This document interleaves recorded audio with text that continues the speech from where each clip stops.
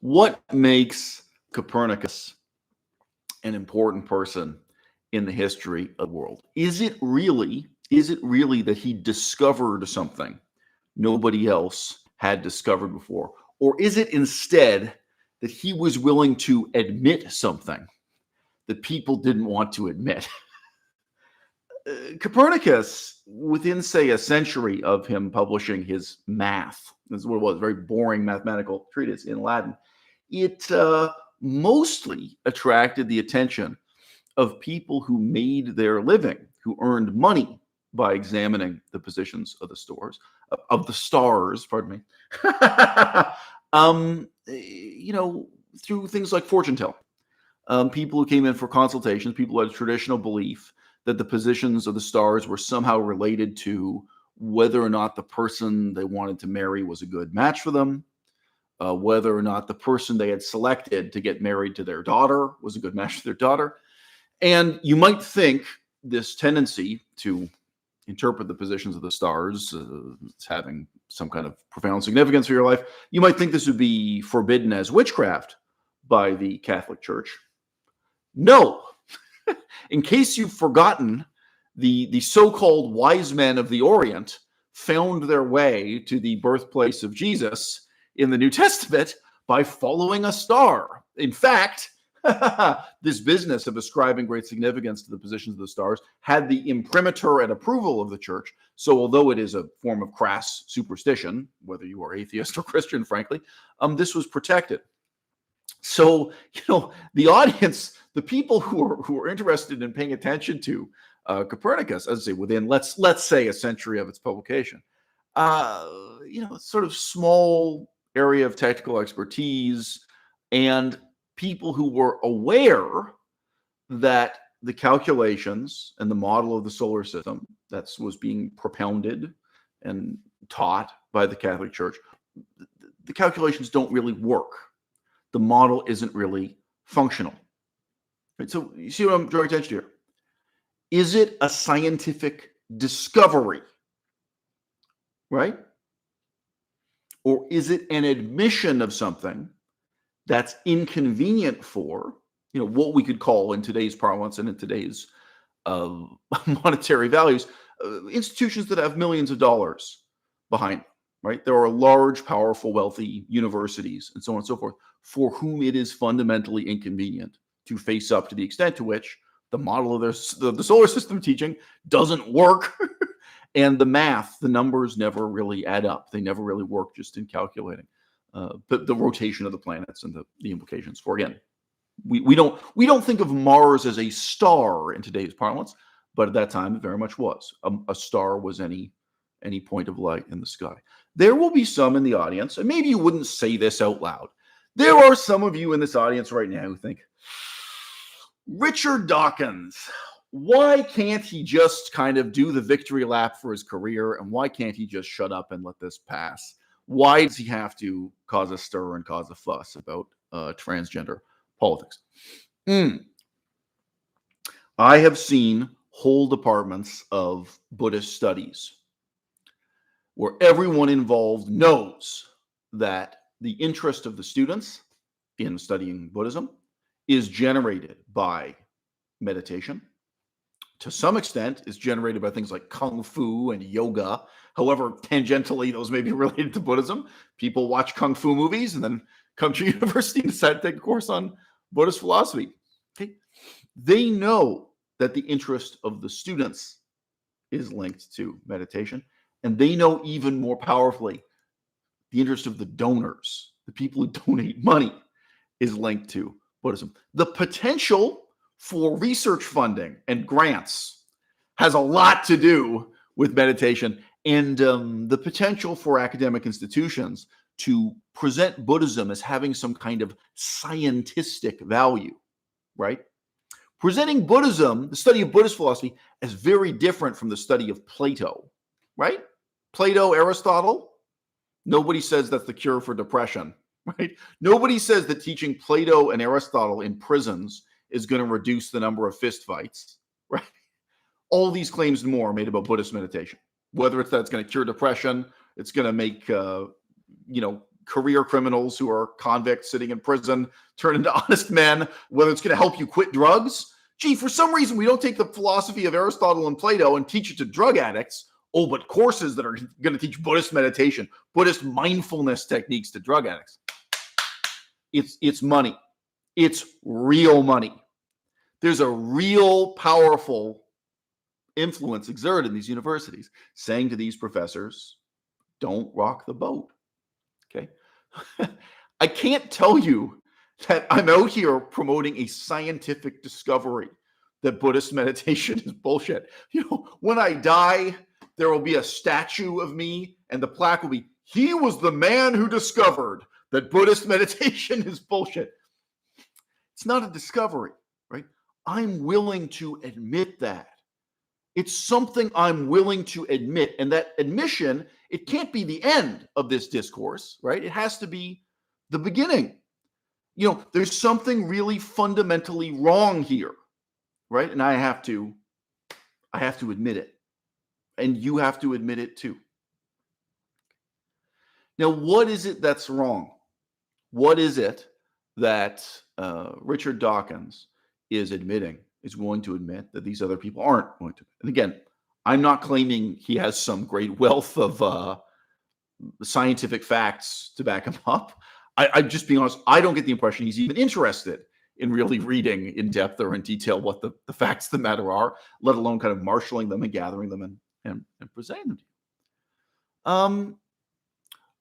He is willing to admit that gender dysphoria is not a biologically real problem that can be cured with biologically real interventions, such as surgery and mind-altering and body-altering hormonal drugs. We're going to play some clips of exactly what he says and exactly what the charming young YouTuber Rationality Rule says in response to him just a moment here. You will never hear him make a statement as lucid and cogent and as I've just made. In summarizing what his position is, I have no doubt transformed what his position is. But that really ultimately is the point. He is someone who represents biological sciences, the physically real sciences, and he is saying he wants to draw a line between what's real and unreal. And he recognizes there's a certain kind of political discourse going on right now, and so on and so forth. But here's biological reality, and here's a kind of fable or fiction that's politically convenient in our times. It's not a perfect analogy to compare this to Copernicus, right? But, the heliocentric model of the solar system, it was an unwanted challenge to, I guess what you could say is a kind of comforting view of the solar system that has the Earth at its center. There's nothing in the Bible that said to people, you must believe the Earth is at the center of the solar system. That's why today, 99.9% of Christians, true believing Christians, they all accept that the sun is in the center of the solar system. Why? It doesn't matter. Doesn't matter to God. Doesn't matter to you. Doesn't matter to me. What, in a very practical sense, what difference does it make? But nevertheless, right? Kind of imagine what an unwanted challenge it is, ultimately to particular people in positions of authority, and ultimately to significant amounts of money within these organizations, institutions, governments, so on and so forth, that have real power over your life. Dude, I can hear it so easily now. People within the university saying to me, oh, come on, meditation's not that bad. Nobody really dies. Nobody has their life ruined. Don't rock the boat. Don't fuck this up for us. We've got a good thing going here. Don't screw it up. Take a long, hard look at who Sam Harris is, what he represents, what he's become. And now ask the question about the future of the atheist movement, the future of my own tiny nihilist movement. Sam Harris teaches meditation. Sam Harris represents, in his own ersatz way, Buddhist philosophy that he knows nothing about, and Hindu philosophy. I've pointed this out before. His name is there as the director of a Hindu religious foundation. Nobody sees any kind of conflict for some reason within atheists about this. He's a so-called and you know the other thing, he doesn't just promote meditation. He promotes the use of hallucinogenic drugs, mind-altering drugs that cause permanent brain damage. So where does it stop? Right? When do you say, hey, people's lives are ruined by this? Where do you say, no, the harm being done by these lies, it's really significant, it's really real. Let's be honest. Whose life was being ruined by imagining that the planet Earth was at the center of the solar system instead of the sun? The stakes seem really low now, don't they? And if you don't know, when this eventually did go to trial in the Catholic Church, which is after Copernicus is dead. Copernicus dies of old age at a convenient moment in history, actually. Okay, but when they're actually having trial, they have to look at very peculiar passages of the Old Testament where the position of the sun is mentioned in passing, where it's like, oh yes, during this battle, the ancient Israelites are fighting one of the other neighboring tribes, and God made the sun stand still, like in its orbit around the earth, so that the battle could go on. This is obviously a kind of ancient poetic statement that just the battle seemed like it went on for longer than 12 hours or whatever. It's obvious it was not meant as a claim for the annals of physics. It's ridiculous. But this was the sort of thing that was trotted out with the Catholic Church trying to substantiate, like, no, it matters. It matters whether the earth goes around the sun goes around the earth. All right. Guess what, guys? Having influential authority figures like Sam Harris, like Joe Rogan, promoting mind-altering drug use, saying not just saying that it's harmless, saying it's wonderful, saying it's good. Oh, there are consequences, right? Having someone like Sam Harris promoting meditation in the way that he does, promoting, from my perspective, a depraved, corrupt, immoral form of Hinduism and Buddhism, both, a kind of despicable white man's bastardization of these religious traditions. It matters. It has real consequences. Now, rationality rules. To me, he's a clown. I could say that about all my university professors too. So I don't know what age I was when you were 18 years old. When I was 18 years old, no university professor could say anything that would influence me. I knew it was all bullshit. I knew they didn't know what they were talking about. And they found me incredibly threatening and intimidating. There were many instances in which, and I had no cellular phone, I had no access to the internet, I just had a good memory, in which I did successfully challenge professors that there were things they were grossly wrong on in terms of statement of fact, without getting into ethics or questions of how you should live your life, the meaning of life, broader questions like that. Okay? But there were people sitting right next to me, to the left and to the right, and they were really influenced by what an authority figure like a professor said to them. And think about how remote that relationship is. Okay? People have the recording of Sam Harris, whether it's a podcast or YouTube video, and they invite him into their homes again and again and again. They listen to so many hours of this person talking. The influence of people like rationality rules on the lives of others, on the decisions they make, compared to having one professor who maybe gave you one lecture about Marxism. I've seen it. Okay, so there's one young black woman I remember especially, and I was kind of in the room when the light bulb went on, when she decided she was a Marxist. That was her way of putting it. It was if this were something inwardly she had always been all along. She discovered that she was a Marxist. One lecture from one professor, and again, I didn't follow what she did with the next 10 years. But the whole trajectory of your life changes. Yes, one professor who is a communist impacts a lot of people. And of course, we recognize this with Nazis so easily, right? One professor who is a Nazi or a neo-Nazi think about the impact of what he or she is doing. One person in this position of power, what it is that rationality rules is playing with here, and ultimately the outcomes and the impacts for the lives of others. Right, the stakes are actually very high.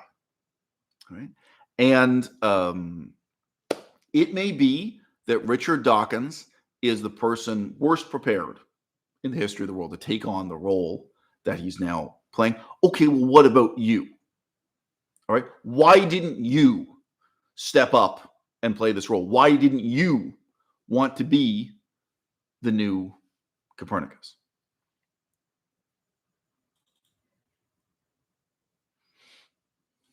The essence, the wine itself, literally changes. Magic, God, it changes. The essence changes from wine to the blood of Jesus. The accidentals, that look like it's still wine, but it's actually not.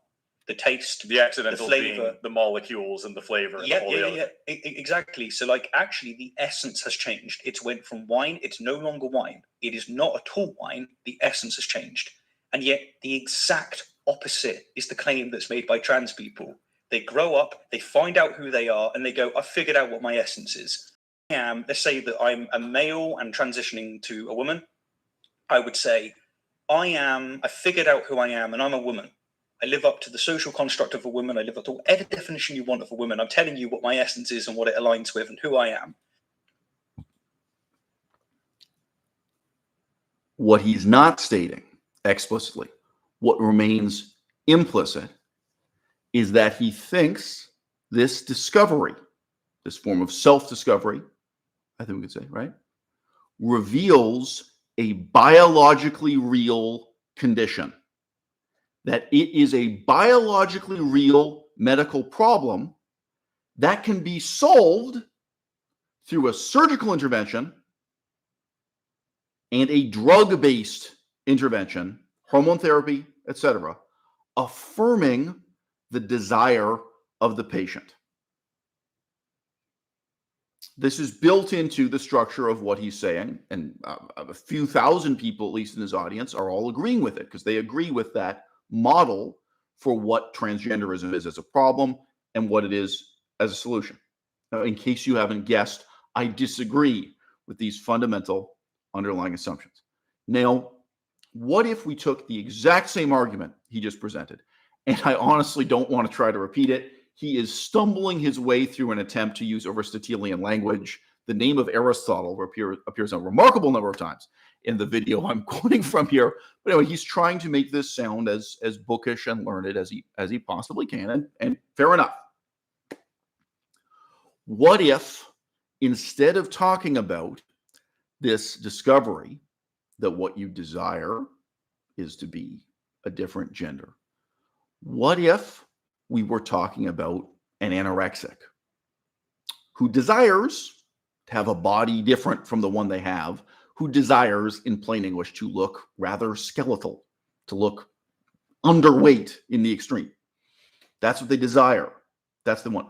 What would be the criteria we apply to this person before we would leap to the conclusion that this is a biologically real problem that has a biological solution in the form of surgery and drug intervention to provide them with the object of their desires, to help an anorexic person transition to having the body of their dreams, the body they desire? All right.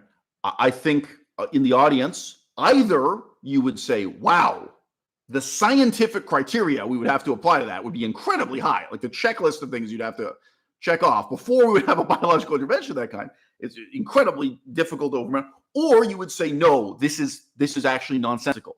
It's actually completely impossible for this to ever be true for anyone. We could never possibly treat anorexia as a biologically real problem in that sense.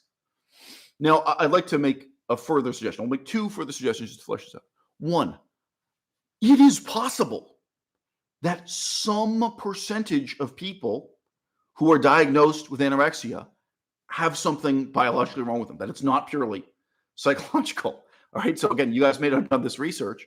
One of the recurring aspects of people with anorexia is people who come in and report physically real symptoms that may relate to, for example, a problem with the bacteria in their digestive line.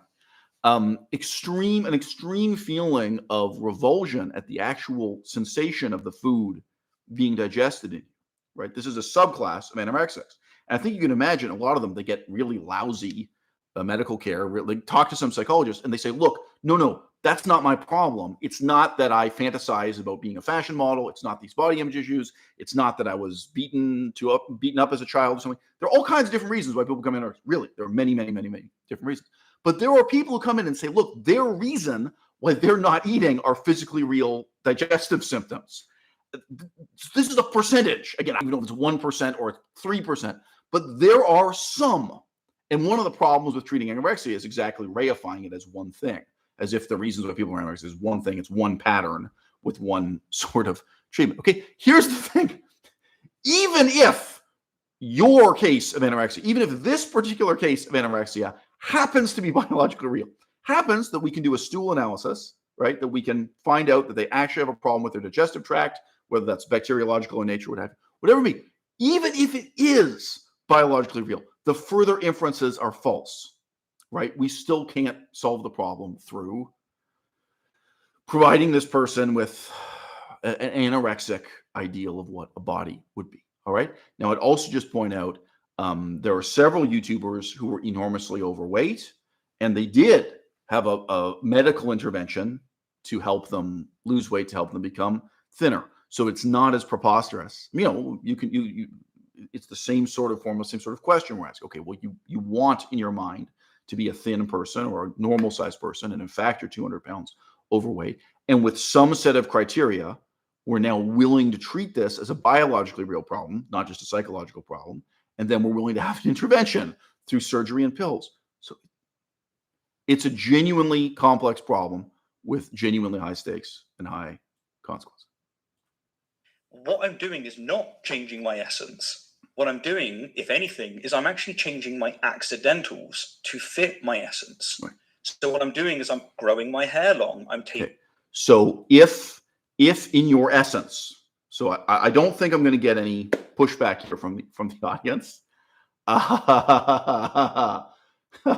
In your essence, you look like a skeletal, underweight person.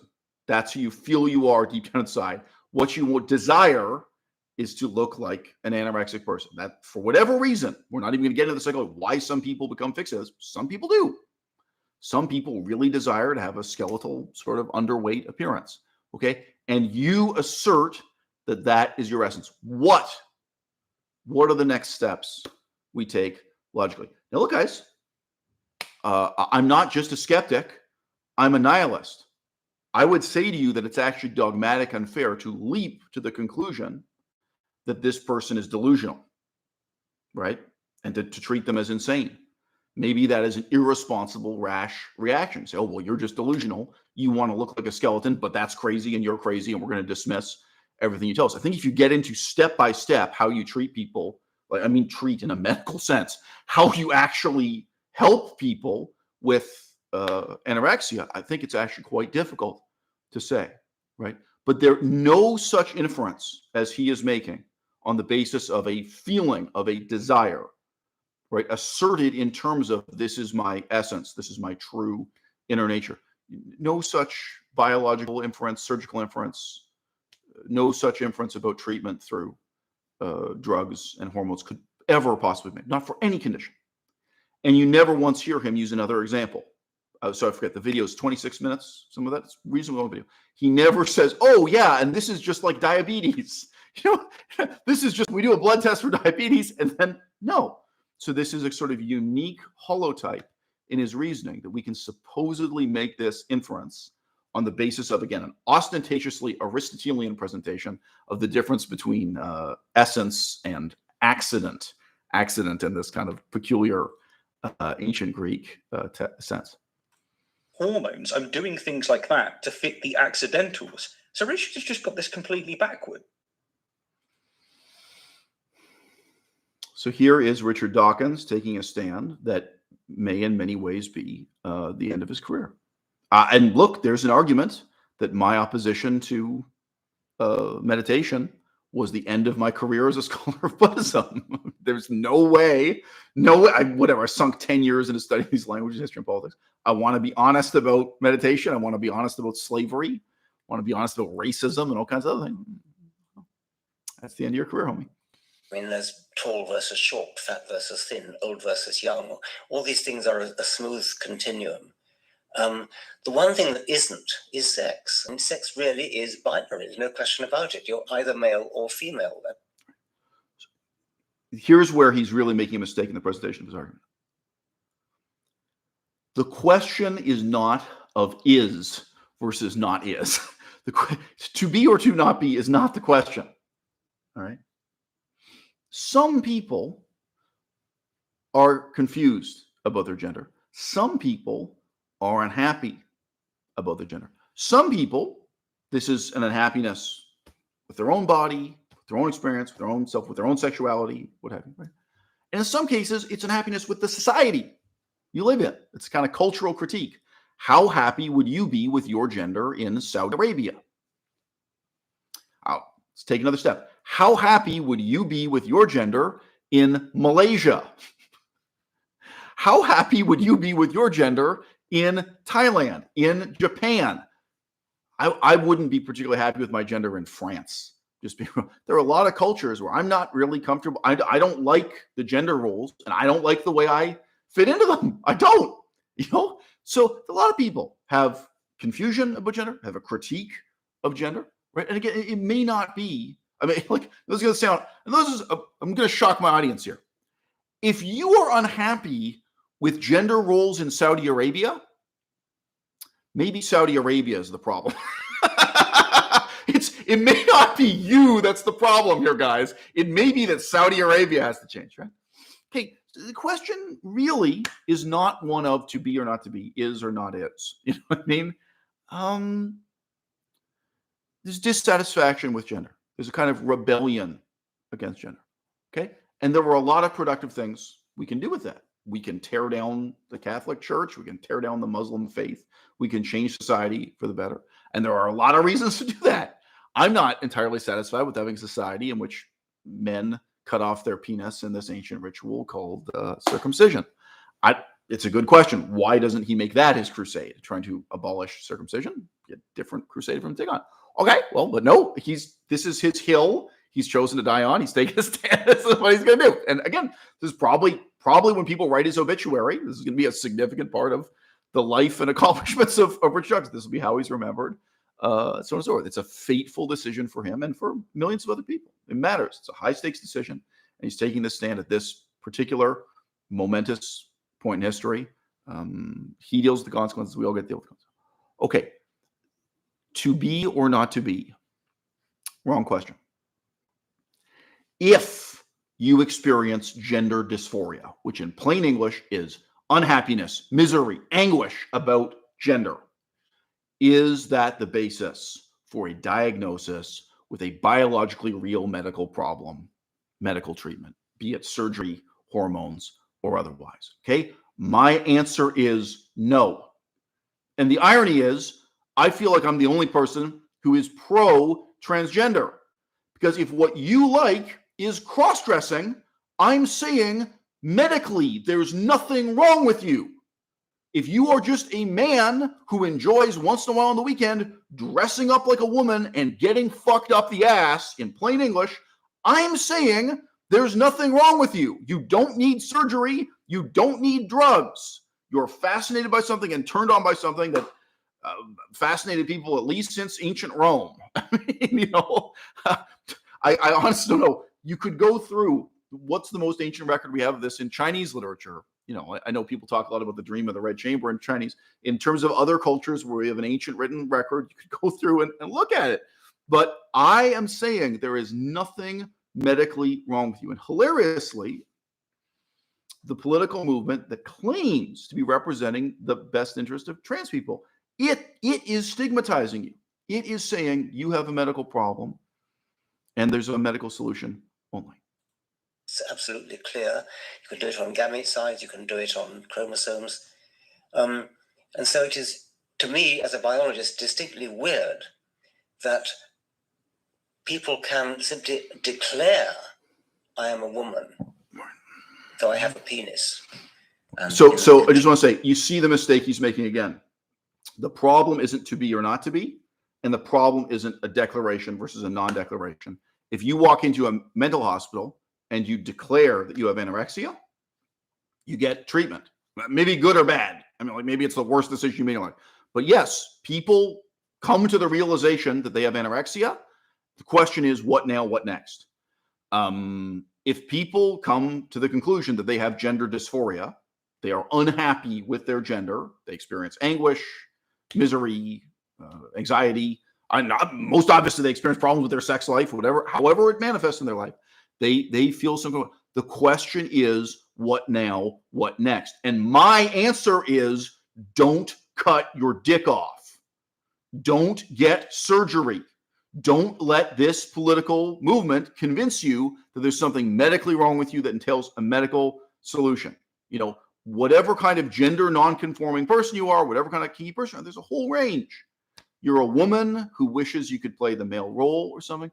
There's a way to do that without ruining your life through these hormones and these surgeries. That's my message. And I think 20 years from now, people will look back and see that that's a positive message. And Richard Dawkins is really making a strategic mistake in framing what he has to say so negatively. Because fundamentally, his mode of engaging with this is to say, he's right, you're wrong, he's sane, and everyone else is crazy. The case of sex that you mentioned is one of the few cases where there really is a bifurcation, a binary bifurcation. There really are two sexes. And scientists have to work under that fact.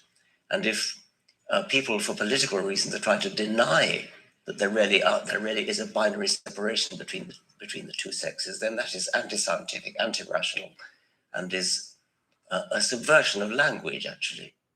So, with that statement, I think again the weakest part of it is the final claim. This is a subversion of language. So that was where Jordan Peterson started his engagement. Jordan Peterson was going to be the defender of the English language against those who were going to subvert misuse the English language, right? So he presents himself both as a defender of science, the pure pursuit of science against politics, right? And the defender of the language against pseudo language, I suppose, right? Strategically, both of these are the wrong. He's taking a step in the wrong direction, right? You've got to oppose bad politics with good politics. You've got to oppose bad science or pseudoscience with better science, right? And I think even you have to oppose a bad medical and psychiatric approach to this problem with a good and a better psychiatric approach to this problem. You know, a significant difference between myself and Dawkins here. He seems to constantly insinuate that nobody has a problem with gender, that this is all just made up nonsense. Whereas you will note, I am saying, no. People have a problem with gender. People have real problems with gender. They feel they don't fit into the society. Again, whether they're unhappy with their sex life or not, because sometimes it's not, the locus of it is not in the bedroom, so to speak. You know, whether it's in the bedroom or the workplace, you know, again, I would experience gender dysphoria in Saudi Arabia. I don't want to be a part of Saudi society. You have to face up the extent to which people really do experience gender dysphoria, whether it is in England or in Thailand, just use two contrasting examples. And you have to be willing to take on that critique seriously and deal with the consequences in people's lives. But the notion that this subjective experience of gender dysphoria directly equates to a medical problem with a medical solution, that is what's false. He wrote an article not so long ago, just a little pop sci piece about how sex is super binary and things like that. I forgot what exactly it was called. It was like sex is pretty damn binary or something like that. And in that piece, he talked about race as well. And he said that the idea that race is a social construct is a fashionable doctrine, is what he called it. Race, a social construct, is a biological reality. Okay. We're not talking about to be or not to be. We're not debating whether or not Black people exist, right? That's an irrelevant debate. That's an irrelevant comparison. There is a religion called Mormonism, all right? And it popularized the belief that existed before Mormonism that Black skin was just a medical problem that could be solved through treatment, right? Now, the Mormons, their original doctrine, through your kind of spiritual purification and progress, if you were a Black person, you would turn into a white person. One of the founding fathers, Benjamin Rush, Benjamin Rush. I was going to Google it to make sure, but from memory, I'm certain it was. Dr. Benjamin Rush, he was not a Mormon. He was not part of that. He massively popularized this idea in the United States of America that Black people could become white. That basically he looked at Black skin as being a medical condition like acne, and that with the right treatment, you can clear it right up. And guys, I don't know if you know this. So Michael Jackson is getting shouted out in the comment section. Just so, Michael Jackson is more relevant to this than you may know, right? Now, look, guys, the point fundamentally is not whether this is right or wrong. The point is not to be or not to be, right? I mean, as I know it seems ridiculous to say that when you're talking about Benjamin Rush's doctrine of being able to cure Black skin, or the Mormon doctrine of being able to transform Black people into white people through some kind of spiritual enlightenment. Okay, but actually, what we have to say is that this medicalization of the problem is irrelevant. It's spurious, right? So it is totally possible within the next 10 years, frankly, that a medical intervention is invented that can make a Black person's skin as light colored as my own. That is scientifically, that's possible. And again, look at Michael Jackson, can look at all kinds of people who undertook extensive kind of plastic surgery type interventions and took various pills and hormones and different kinds of treatment. Sammy Sosa is another infamous one, the baseball player, Sammy Sosa. There is an extent to which dark-skinned people can be transformed to look white-skinned, right? And vice versa. White people can, we could, again, within the next 10 years, there could be a scientific breakthrough with fake tanning where we get better at getting the skin to tan more. It's possible, right? Compared to gender transition, this stuff is relatively scientifically simple, okay? It is irrelevant. That is irrelevant. We're not talking about right or wrong. We're actually talking about something that's profoundly irrelevant. So like the politics of being Black in the United States of America, access to education, economic inequality, police brutality, just the memory of slavery and guilt over what, if it's true tomorrow, if everyone can look like Michael Jackson, if they want to tomorrow, like if scientifically it becomes much cheaper and easier to undergo the kind of surgical and it is surgical and medical transformation Michael Jackson underwent.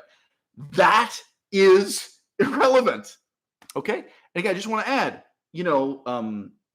the resentment that exists between China and Japan, okay, historical resentment. What if it were the easiest thing in the world to have a surgery that made Chinese people look Japanese or Japanese people look Chinese?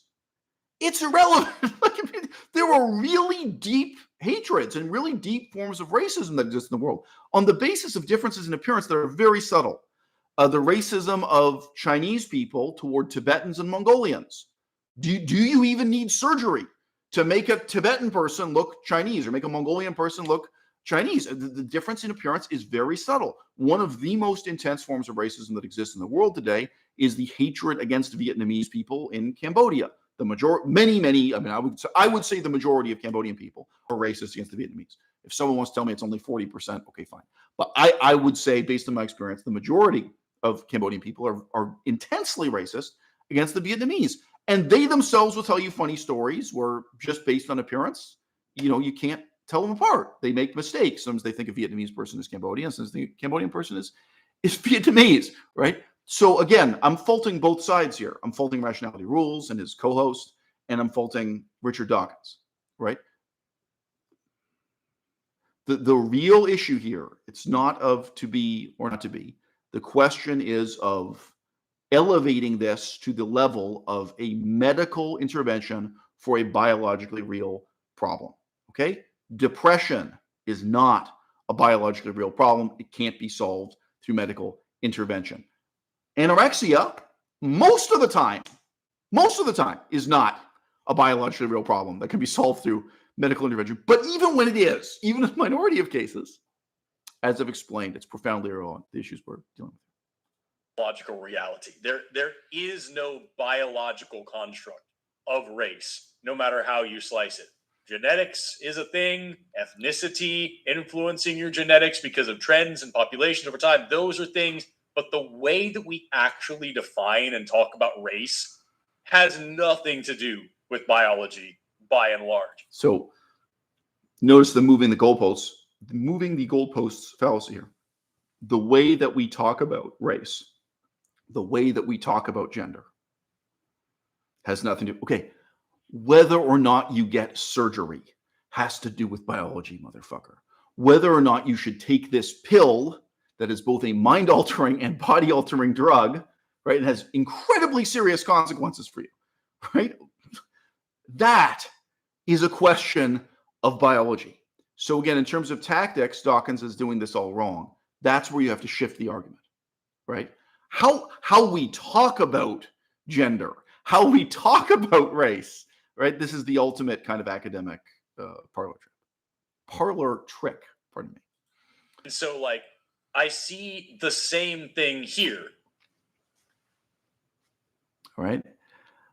Each of these clips is just about 1 minute long, but it might be refreshing for you guys to hear someone's voice of the mind. If anyone has anything intelligent to say in the audience, now is the time to say it. If you were to have a biology professor talk about race as a biological reality and start coming out here talking about phrenology and like, oh, black people just have a different size brain and that's what makes them this way. And like all this, like that's so far past debunked pseudoscientific nonsense. Okay. So this guy is making a strategic error, right? So I'm going to fault him, but actually, if you were to watch this and listen, he could make his own argument stronger. But you'll see, I'm faulting him for the benefit of my audience. Okay, there is one dwarf who lives in my neighborhood, and I periodically see him at the grocery store. It's the only time I've ever seen him. I've actually never seen him walking in or out of the grocery store. And this guy is an extremely short adult male dwarf. So dwarfism, there's a whole wide range. The disadvantage he is at in life, if you even just think about the process of attending university and getting a university education, he's so short, this guy, to picture him being able to walk. I mean, he walks around the grocery store very difficultly. To walk into a theater hall and sit on a chair and take notes, use the little desk that's built into the chair. His ability to use the bathroom. You know, I haven't spoken to this guy.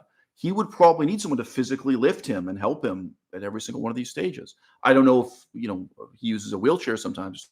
He is at an extreme biologically real disadvantage compared to myself.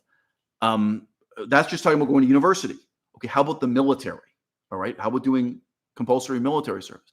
This guy is at a very biologically real disadvantage. There are biologically real differences between tall people who are over 6 feet and dwarves, but those differences are irrelevant to questions of political rights. So we can list off all the ways in which this guy is inferior to me, and I would nevertheless say it's really important that he has the right to vote. It's really important that he has the right to speak at City Hall. You know what I mean? To whatever it is. If you have a Pnyx, if you have a real democracy like they had in ancient Athens, and that they had 50% of in ancient Rome, some credit where it's due. If there was a real direct democratic forum, I would say, yes, absolutely. Get out a stepladder and make it possible for this guy to get up and speak and give his perspective on politics. And maybe he wins the debate and I lose, in this kind of democratic forum. The point is not, again, it's not to be or not to be. It's not is or not is. The question is not, is there a real biological difference between the races? Is there a real biological difference between male and female? This is laughably irrelevant. Okay? Is there a biological difference between the races or between tall people and dwarves, right, that would equate to a real difference in political rights. Now, again, I am a nihilist. I'm not just a skeptic. I'm not just an atheist. I'm a nihilist. So part of nihilism is to argue against your own position. Let's just say in Greece right now, modern Greece, not ancient Greece, today in Greece, they decide to rip up their constitution and write a new constitution. Be a good idea. And they say, look, you only get the right to vote and you only get the right to speak in parliament or speak in the Pnyx if you do military service. And let's say they say 6 months. You have to do 6 months. So it's voluntary. We're not going to force you to do military service. But if you don't do military service, you don't get to vote. You don't get a voice in politics. It's a prerequisite.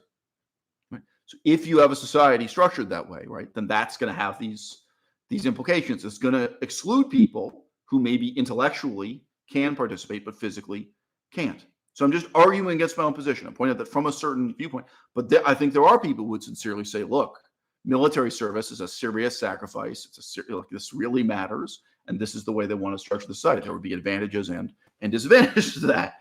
And, obviously, ultimately, anyway, someone who's a military veteran can stand up and read a letter that's written by this guy who didn't serve in. There are ways to get around it in practice. Okay, absolutely nobody is arguing that transgender people shouldn't have the right to vote. Absolutely nobody is arguing that transgender people shouldn't be able to stand for election or speak in City Hall or be police officers or join the army. We're not actually having a civil rights discussion about transgender people. The debate, right, is about the legitimization or delegitimization of gender identity as a medical emergency that is treated through surgical intervention and hormone pills. Hormone pills, as I repeat, are both mind-altering and body-altering. Okay? So again, anyone from any side of this debate, there are people who are more right-wing than me. Hard to believe there are. They could hear this and they can improve their arguments. There are people more left-wing than me. Hard to believe, but there are. They could improve. No matter what perspective you take to this, you can really improve your argument, your approach to this problem by what I'm setting out and clarifying in this video. That would have flown in the late 1800s, but certainly doesn't work today. That, you would be laughed out of your institution, and you probably wouldn't have a job for very long. So, here he has this idea of sex and gender, and he's treating it the same way, just as this popular, fashionable doctrine that we're all just kind of sticking to this crazy new idea, and you can't say it anymore. You can't say that there's just two sexes anymore. You can't say, dude, say what you want to say. Say no one's stopping you. No one's holding you back. Say something. And if the evidence doesn't work with it, if the scientific community is disagreeing with you, then you will have a problem. I want to add something here. One of the only YouTube channels that talks to me and that listens to me is this atheist YouTuber. His YouTube channel is called An Unrepentant Atheist. So in the whole history of this channel, I've been talking about atheism from day one. The name of this channel indicates it's an atheist channel. And as I say, I'm a nihilist. I'm more than just an atheist. I'm more than just a skeptic. I go beyond that. I reject a lot of things atheists believe in. Also, I'm into overturning and challenging all belief. But one of the things I said to him recently is, I think it's a bit of a dangerous thought-terminating cliche to lean on evidence as a concept this way. And anybody can do it, right? So real quick example, a right-winger can say immigration doesn't work. Just look at the evidence. A left-winger can say immigration is the greatest thing for our economy. It does work. Just look at the evidence. Evidence. There's evidence for both sides of this, right? Now, in this case, right, the left-wingers are able to say, oh, having this surgery and taking these drugs, it's wonderful. It solves all your problems. Just look at the evidence, okay? And there is a really serious body of scientific opinion on the other side, right? It says, no. The real consequences for these surgeries, the real consequences for taking these drugs, it's terrifying. Are you sure you want to look at the evidence? Are you sure? Are you comfortable seeing the photographs I'm going to show you? Are you comfortable? Really? And yeah, you're going to get uncomfortable dealing with evidence. And this guy who's smiling and laughing says, I think he's never looked at that evidence. Another comparison, again, from a different field. I've shown you guys in this channel clips of what some of the psychiatric drugs do to people. It's really easy to say in abstract, oh, Haldol. So Haldol is a drug that has this effect on the brain or whatever. Okay, have you met someone who's taken Haldol for 5 years and seen the effects? Someone where you knew their ability to speak in complete sentences before, and this is their ability now? Like, describing in abstract brain damage as a side effect of psychiatric interventions of these drugs, and actually seeing it, this is evidence. Okay, again, totally different field. Talk about nutrition and dietetics. Have you actually worked with someone as a personal trainer? Have you held someone's hand and helped them when they tried to lose fat and gain muscle? It's evidence, all right? But there are two problems with this thought-terminating cliche of evidence, right? And I want to challenge all of you. Make your own fucking YouTube videos. Write your own fucking manifestos, Okay, one, what are the things in your life that you are willing to accept with no evidence? Because a lot of our reasoning, when you're really being honest with yourself, a lot of it does not rely on evidence. Okay. And I would say the ultimate example is business decisions. Let's say you have a brother you haven't talked to in 5 years, and he comes to you and he says, this is a great business idea. It's going to make $1 million. And you say with just as much certainty, no, this is only going to lose money. This is going to be a failure. Neither one of you is making an argument based on evidence. Most of the time, a hypothetical business idea, something that's never been done before or something, right? But even the most modest of new business ideas, it's amazing how much our reasoning relies on situations that involve no evidence. I do think also you get into physics, math, some of the sciences. Some strictly scientific reasoning proceeds in the absence of evidence or in the defiance of any possible evidence. And again, what do you do? Whether we're talking about something political, or something medical, or something like in physics, different branch of science, what do you do? What really happens when both sides can equally well invoke this kind of thought-terminating cliche of just look at the evidence? I have discussed nuclear power this way. I would say I'm a moderate on nuclear power, which is to say that I think it's bad. The use of uranium fuel rods, etc. I would say it's bad, but I don't think it's so bad that we have to close down all the nuclear power plants tomorrow. So I'm against it, but I'm willing to take a kind of pragmatic path. We look at it and say, okay, what do you want to do over the next 10, 20 years? So I perceive myself as a moderate. Some of you may see me as a radical opponent of nuclear power for that reason. Okay, I have been in conversations with people where I say, yeah, here's the problem. Just look at the evidence. Okay, there's evidence from my side. Okay, and the other side, they are blind to that evidence. Some culture war. Just science is progressing. You either keep up with it or you get left behind. Right. So it's important to note, he said, science is progressing. Either you keep up with it or you get left behind. So what was the scientific progress that occurred in the study of race, in the study of ethnicity, right? It has nothing to do with science. Okay. Now, genetically and just physiologically, we have in progress. We've pinned down what exactly is the difference in tooth enamel between African black people and European white people. We have pinned it. We've made up these amazing maps tracing the out of Africa hypothesis and how the different ethnic groups formed, how it was people got from Africa to East Asia and how they ended up looking so different once they got there. We've traced the lineages of the Cree and the Ojibwe and the Dene and the Navajo Indians. And we know how the different language groups for indigenous people in North America and South America form. Great mysteries have been solved, okay? Trivial differences, the difference in the proteins in your fingernails, the differences in the earwax of the Japanese versus Europeans, differences in your sweat glands. There are biological differences. No scientific discovery was made about racial equality, right? This is a political decision. It's a political decision to say in the United States of America, your right to have an opinion, your right to speak at City Hall, your right to vote is not related to your ancestry. Doesn't matter. I'll give you another example. Not all ancestry, not all genetic differences are because of DNA.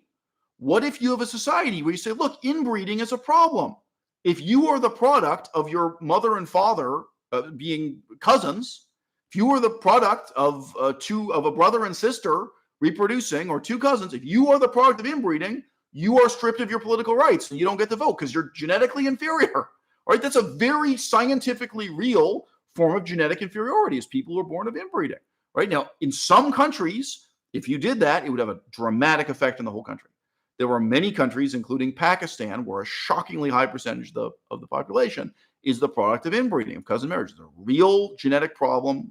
It is real world consequences. How are you going to change it? Okay, the decision that your political status in society is irrelevant to your genetics, right? It's a political decision. It's not a scientific discovery, right?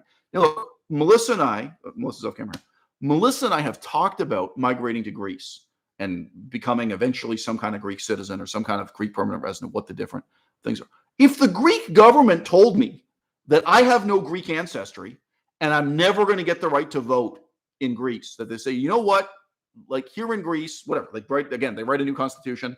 You know what, here in Greece, if you don't actually have DNA that goes all the way back to Aristotle and Socrates or whatever, if you are not, we have decided you never can be equal. You can never, you know what? I'd accept it. I would be willing to live as a second-class citizen in Greece, and I would probably fucking say to everybody there every day, I'd wake up and eat vegan spanakopita on the street in Athens and say, my life is better as a second-class citizen in Greece than as a first-class citizen in Canada. I would probably say, okay, that's it. So again, my point is, you can have societies that are based on some kind of genetic or racial discrimination that are not a totally horrible dystopian science fiction worst case scenario. And, the Greeks could just say, look, this is where we feel we're at. There are only 10 million people in this country.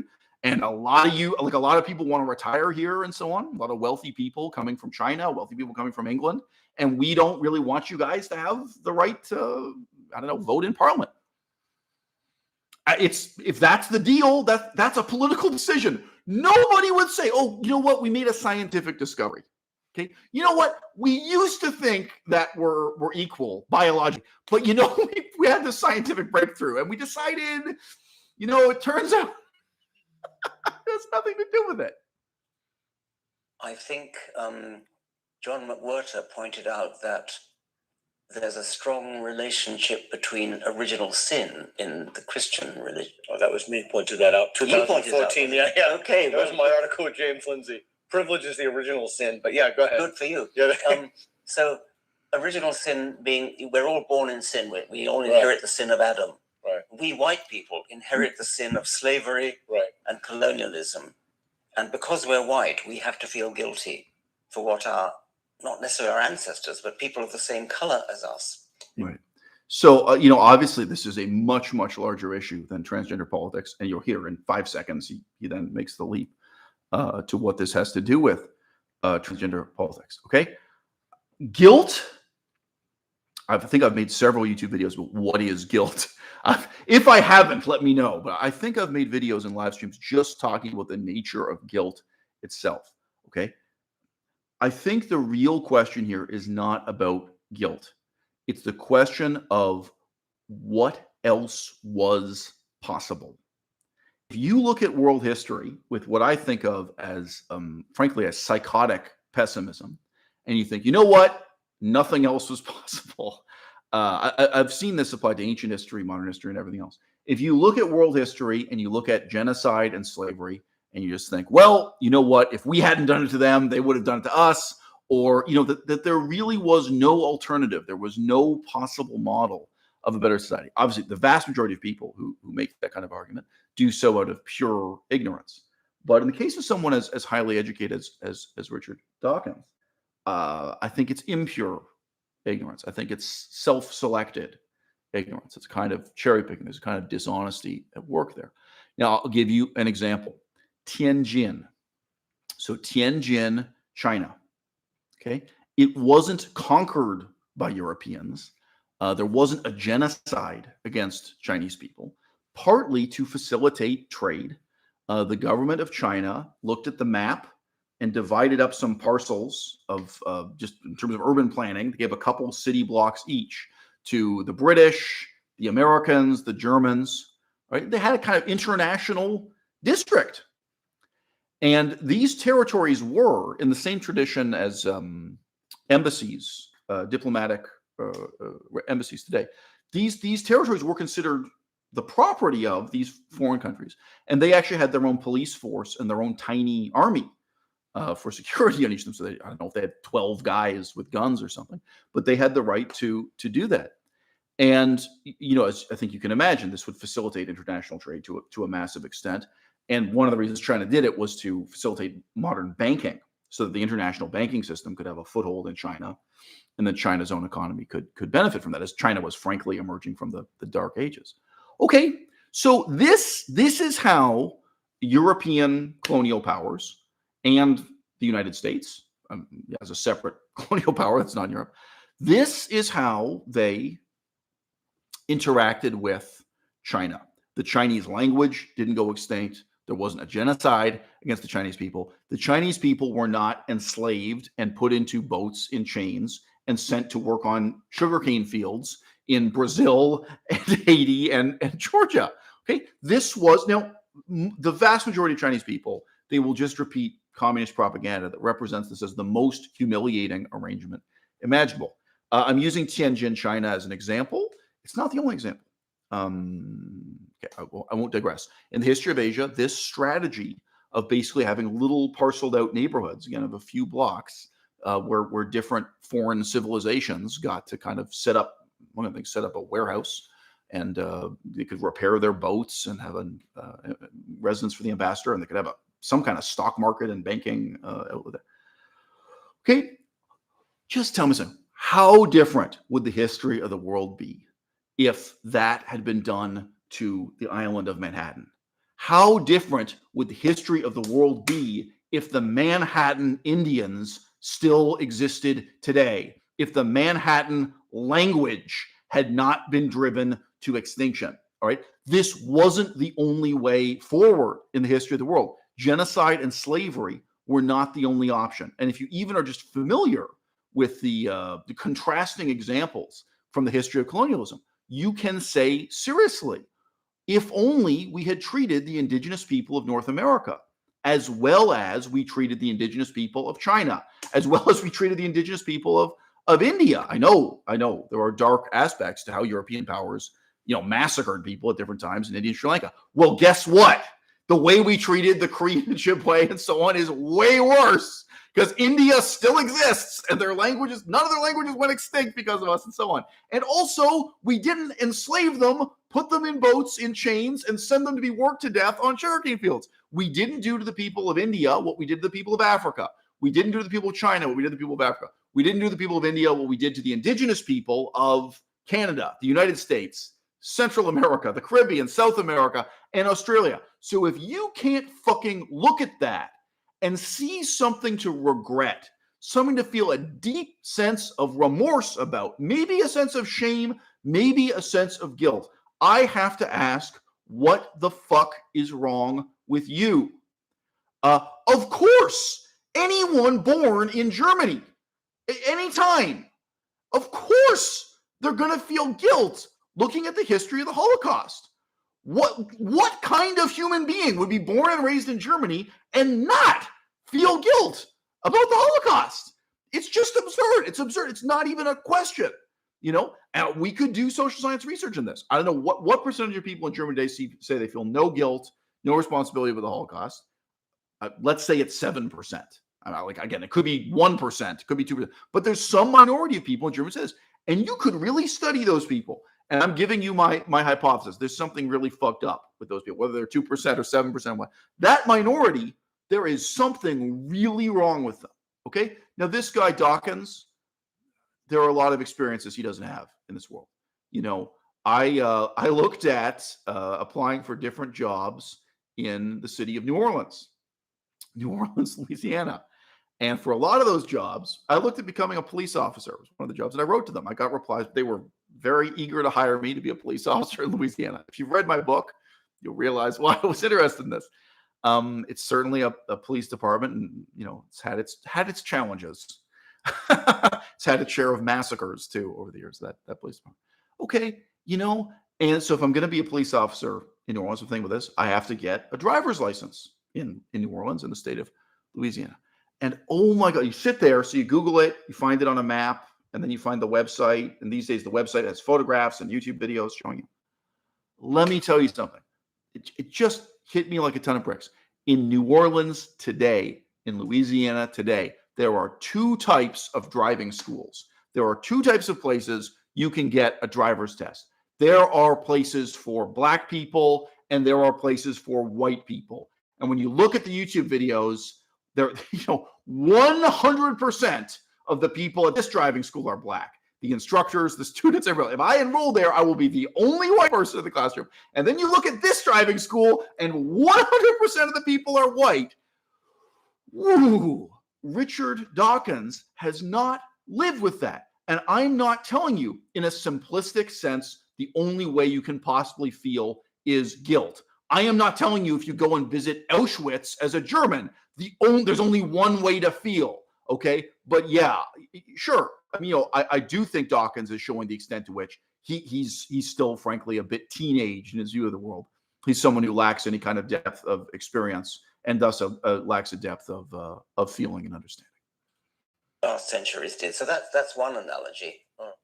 So when somebody stands up and says, "I am a woman," although they've got a male body, Right. that's transubstantiation. In the accidentals, they still have a penis and they still have Y chromosome, but in the true substance, they have become female.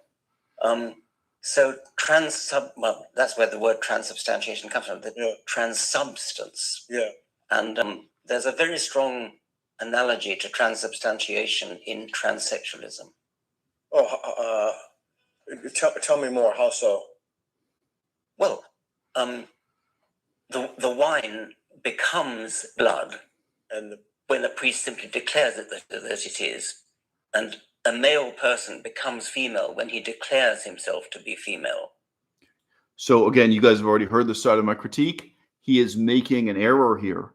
People do declare they have gender dysphoria, right? Likewise, people do declare that they are suffering from anorexia. The question is, what now? What next?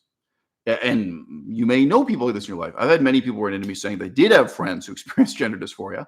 For a huge percentage of people, it's something they go through for a couple of years, and then they change. There are people who are fascinated with cross-dressing for a couple of years, and then they move on. They move on to some other kink, some other fascination. What I've just said, it's very shocking and offensive and hurtful to transgender people who want to argue that no, that never happens. Either you're born transsexual sexually or not, that there's absolutely nobody for whom this is a phase they grow out of. Well, if you know these people face to face in your world, it is. For many people, it's a kind of fascination. It's kind of overwhelming set of feelings that for a certain period of your time seems so important and so real.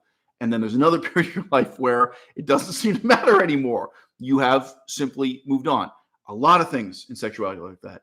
If you ever meet up with a friend from high school, some of you have this experience, some of you don't. You knew a guy in high school and he was obsessed with women with enormous breasts. That was all he cared about, was women with enormous breasts. And now you meet him 20 years later and he's with a flat-chested woman. And you say, "Oh, wow, obviously you don't say this in front of his wife or something." Say, "Gee, I remember that was, what changed you?" And he will have a story. He'll have something to tell you that it was a phase that he grew out of, especially in the realm of sexual desire. You could have known a guy in high school who was completely obsessed, let's say a white guy who was completely obsessed with Asian women. All he ever wanted to do was sleep with Asian women, and he thought this would never change. And guess what? It changes. You move on. You lose interest, especially in the realm of sexual desire, but in all things, in your life. So I realized this is being presented to the public as if it is a simple fundamental recognition or discovery, as if human beings have a soul that can be put in a scale and weighed, and you can discover that your soul is in fact female rather than male, that your soul is in fact male rather than female, despite your body.